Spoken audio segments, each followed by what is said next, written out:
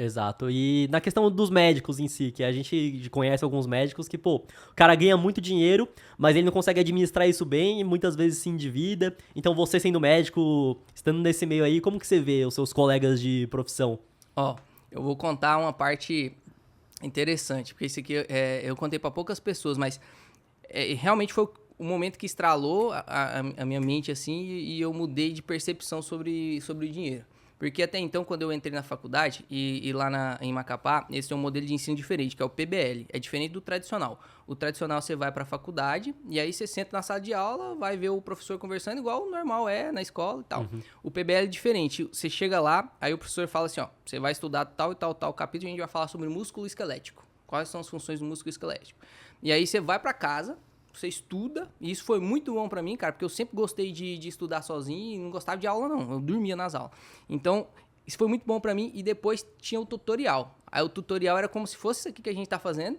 Aí tinha um professor, que era o tutor, e a gente ficava conversando, discutindo sobre o músculo esquelético. Então, cada um tinha uma hora de falar e tal, e a gente ia discutindo sobre isso. E aí, pô, eu vi a formação de caráter de muitas pessoas, de como que elas foram evoluindo, e quando a gente entrou no internato, isso é importante, porque no PBL a gente tem contato com o paciente desde o primeiro ano.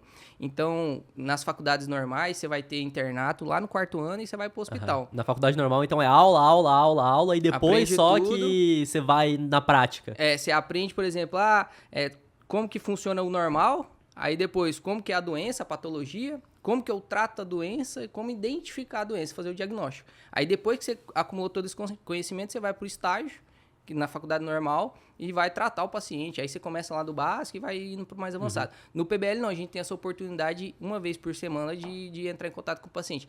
Então eu lembro que como eu cheguei atrasado, que eu fui de carro na época e demorava 3 dias para chegar lá. Aí eu cheguei atrasado lá. Minha primeira aula foi o IESC, que é essa participação de comunidade.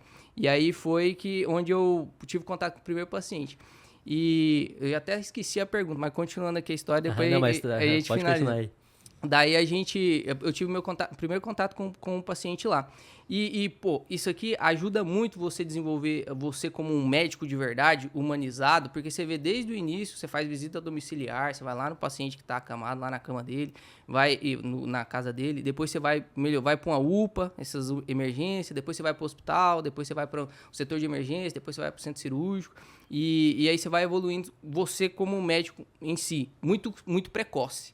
Então, eu tive a oportunidade, lembrei a pergunta, voltando, de como que eu vejo os médicos que eu vivenciava, né? Eu tive a oportunidade de ver um médico no meu segundo ano de faculdade. Eu já fazia estágio na maternidade. E aí eu vi um médico de 67 anos. Na época eu conversei com ele, né? Agora já passou 9 anos e tá com 70 e lá vai cacetada. 67 anos, grisalhão, todo destruído mesmo, assim, e cansado. Você olhava pra ele assim, olheira pra caramba. E aí, fazendo teste ginecológico nas mulheres lá, grávidas. E aí, eu cheguei pra ele assim, fiquei olhando muito pra ele e pensei assim, poxa, eu não quero ser igual esse cara aí não, cara. Eu tenho que fazer alguma coisa pra me mudar. E eu perguntei pra ele, por que você tá aqui, cara? Você passou já... Aí eu tinha perguntado pra ele tinha formado com 25 anos. Você já tá aqui há mais de 40 anos, 30 anos trabalhando, cara, ganhando bem. O que você tá fazendo aqui? Vai ficar com a sua família, vai ficar em casa, pô. Você não tá aqui porque você gosta, você tá com olheira, pô. Você tá andando ruim, você tá... O que tá acontecendo? Aí ele me respondeu o seguinte, não posso parar de trabalhar agora, porque eu tenho casa para pagar, eu tenho carro para pagar, meu filho tá indo pra faculdade, não dá para eu parar de trabalhar, então eu tenho que continuar trabalhando. Foi nesse momento, cara, no segundo ano de faculdade, e foi daí que eu comecei a estudar investimento, aí pra você ver, tipo, eu passei 4 anos me formando em medicina e já me preocupava com isso. De tipo assim, eu não posso fazer isso, cara. Eu não posso ser esse velho aí, não.